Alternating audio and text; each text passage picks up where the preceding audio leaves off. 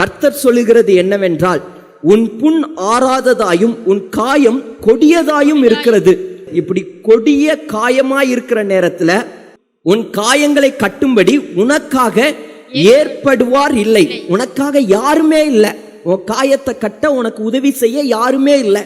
உன்னை சொஸ்தப்படுத்தவும் ஔஷத தைலங்களும் இல்லை. உன்னை குணமாக்குறதுக்கு மருந்தும் இல்லை. அடுத்தது 14வது வசனம், உன் நேசர் யாவரும் உன்னை மறந்தார்கள். நீ யாரெல்லாம் உதவி செய்வார்கள்னு நினைச்சீங்களோ அவங்க எல்லாம் உன்னை மறந்துட்டாங்க. அவர்கள் உன்னை தேடார்கள், அப்படியே உன்னை மறந்துட்டாங்க. இதுதான் நடக்கும். இங்க அப்படிதான் நடந்தது. இவன் காயப்பட்டு இருக்கும்போது உதவி செய்ய யாராவது வருவாங்கன்னு எதிர்பார்த்திருந்த நேரத்தில் ஒருத்தர் இவருக்கு உதவி செய்ய வரல. எல்லாரும் மறந்துட்டாங்க. யோபுடைய வாழ்க்கையில நடந்தது இதேதான். யோபு காயப்பட்டு எல்லாத்தையும் இழந்த போது மனைவியே யோபுவை பார்த்து சொல்கிறார், தேவனை தூசிச்சுட்டு ஜீவனை விடும். நண்பர்கள்லாம் இவனை பார்த்து சொல்றாங்க, ஏ யோபு, நீர் தப்பு பண்ணாமலா கர்த்தர் உன்னை அடிப்பாரு? நீர் ஏதாவது பாவம் செஞ்சிருப்பீர், நீர் ஆண்டவருக்கு விரோதமா ஏதாவது தப்பு பண்ணிருப்பீர். நிந்திக்க ஆரம்பிச்சாங்க, தூசிக்க ஆரம்பிச்சாங்க. இன்னைக்கு அநேக நேரத்துல நம்ம காயப்பட்டு இருக்கும்போது ஜனங்கள் அப்படிதான் சொல்றாங்க, ஆண்டவர் அடிச்சுட்டா இருப்பாரு, தப்பு பண்ணாமலாம் ஆண்டவர் அவனை அடிச்சிருப்பாரு, அவனை ஆண்டவர் அடிச்சுட்டா இருப்பாரு. இப்படிதான் உலகம் பேசும்.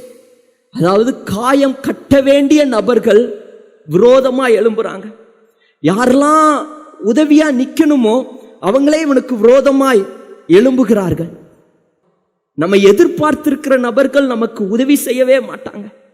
அந்த நேரத்துல ஒரு சமாரியன் வருகிறார். அவர்தான் இயேசு கிறிஸ்து. ஒருவேளை நீங்க நம்பி இருக்கிறவர்கள் உங்களுக்கு உதவி செய்யாமல் இருக்கலாம். இவர்கள் எனக்கு உதவி செய்வாங்க நீங்க எதிர்பார்த்தவர்கள் உங்களுக்கு உதவி செய்யாமல் இருக்கலாம். அவர்கள் ஒருவேளை காயப்பட்ட நேரத்துல நம்பினவங்க, கூட இருந்தவங்க, கூட பிறந்தவங்க காயத்துக்கு மேல காயங்களை உங்களுக்கு கொடுத்திருக்கலாம். ஆனா உங்களை தேவன் தைரியப்படுத்துகிறார், உனக்கு நான் இருக்கிற மகளே, நான் உனக்கு சமாரியனாய் நான் உன்னை தேடி வந்திருக்கிறேன். ஒரு சமாரியன் நான் உன்னை தேடி வந்திருக்கிறேன்.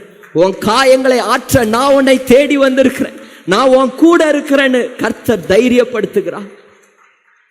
சமாரியர் இயேசு என் கூட இருக்கிறாருன்னா எதுக்கும் நீங்க கலங்கவே வேண்டாம். யார் இருக்கிறாங்களோ இல்லையா, நீங்க கலங்க வேண்டாம். இயேசு உங்களை நடத்துவார், உங்களுடைய காயத்தை கட்டுவார், உங்களை வாழ வைப்பார், உங்களை தலை நிமிரச் செய்வார். ஹல்லேலூயா.